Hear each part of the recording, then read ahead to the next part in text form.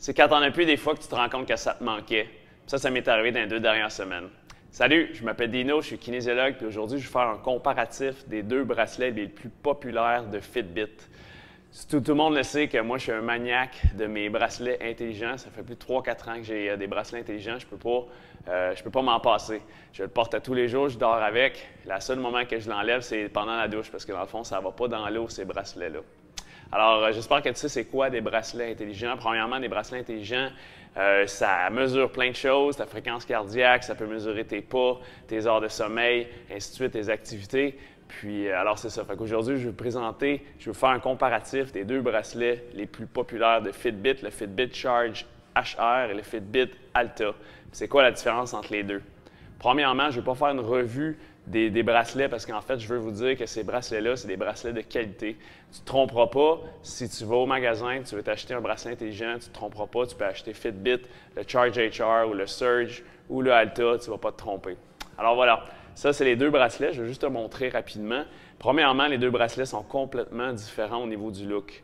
Le bracelet Charge HR, en fait, est beaucoup plus pour les gens actifs.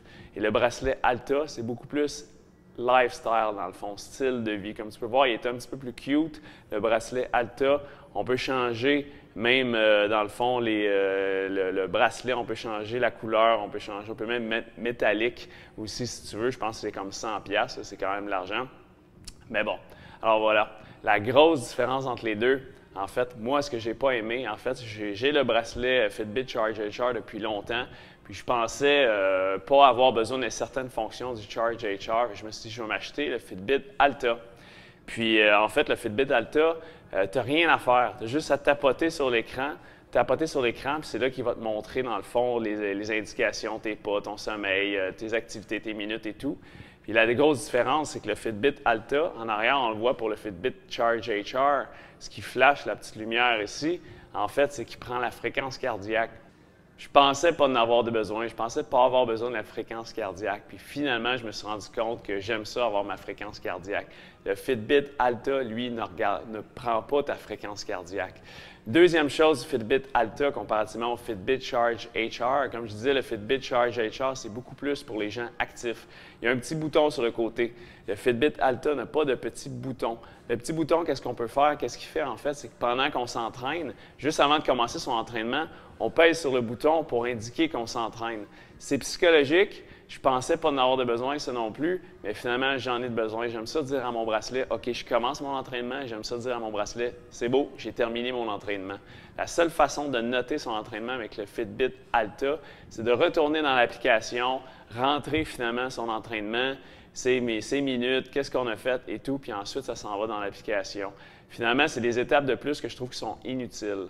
Alors voilà, c'est pour ça que le Fitbit Alta est beaucoup plus lifestyle. Il va calculer, dans le fond, les minutes d'activité physique quand tu marches, quand tu fais du vélo et tout.